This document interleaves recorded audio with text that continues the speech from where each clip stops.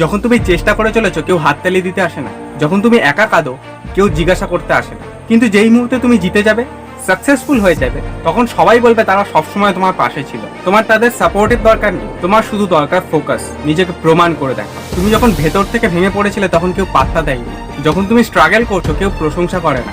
এই পৃথিবী সম্ভাবনাকে নয়, রেজাল্টকে সম্মান করে। আর সেটা ঠিক আছে, কারণ এই সাইলেন্স, এই ইগনোরেন্সই হবে তোমার সবচেয়ে বড় অস্ত্র। এটা কষ্ট দেয় জানি, যখন বন্ধুরা সরে যায়, তোমার ফ্যামিলি ডাউট করে, কেউ পাশে থাকে না, এই কষ্টটাই তোমার শক্তি।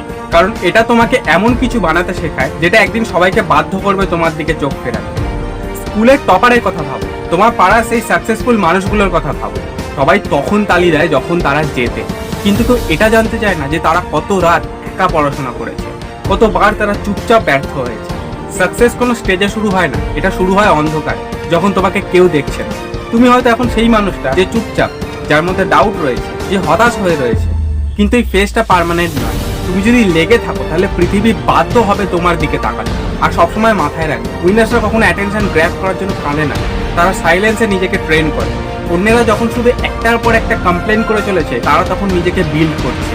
উইনাররা তখন পরিশ্রম করছে। তোমার 100 জনের সাপোর্টের কোনো দরকার নেই, তোমার শুধু দরকার একজন, সেটা হলো তুমি নিজে। কারণ তুমি যদি নিজেই নিজেকে বিলিভ করতে না পারো, নিজেই নিজেকে সাপোর্ট করতে না পারো, তাহলে অন্যেরা কিভাবে তোমাকে বিশ্বাস করবে, তারা কিভাবে সাপোর্ট করবে? এটা একটু একটু করে শুরু হবে। প্রথমে 5 জন তোমাকে সাপোর্ট করবে, তারপর 50 জন, 50 থেকে 500 জন, 500 থেকে 5000, আর 5000 থেকে 5 কোটি।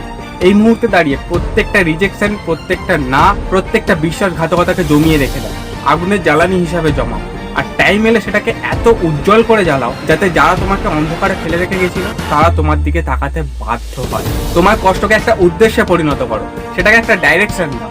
তোমার রাগকে তোমার কাজে পরিণত করো, শুধু টিকে থেকো না, সেটাকে ব্যবহার করো। তাদের ডাউটকে তোমার ডিসিপ্লিনে পরিণত করো। সবসময় মনে রাখবে, সবচেয়ে ডেঞ্জারাস ব্যক্তি সে নয় যে শুধু চিৎকার করে, বরং সে যে সাইলেন্সে কাজ করে, চুপচাপ সবকিছু অবজার্ভ করে, যে কাজ করার জন্য উধাও হয়ে যায়, তারপর একজন উইনারের মতো ফিরে আসে। তুমি সেই মানুষটা হও যাকে আজ কেউ পাত্তা দেয় না, কিন্তু কাল সে সবাইকে ছাড়িয়ে যাবে।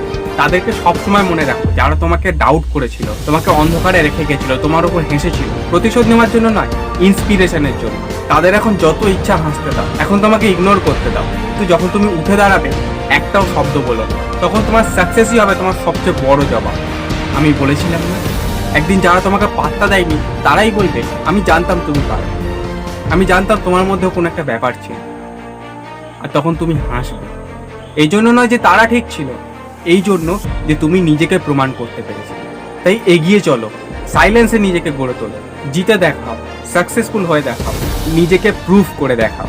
আর এই ভিডিওটা যদি সত্যি তোমার হার্ট অবধি পৌঁছে থাকে, আর যদি এটা অ্যাকচুয়ালি তোমাকে হিট করে থাকে, তাহলে এটা শেয়ার করো। আর এরকম ভিডিও আরও পেতে চ্যানেলটাকে সাবস্ক্রাইব করে রাখো। টিল দেন, আমি আছি।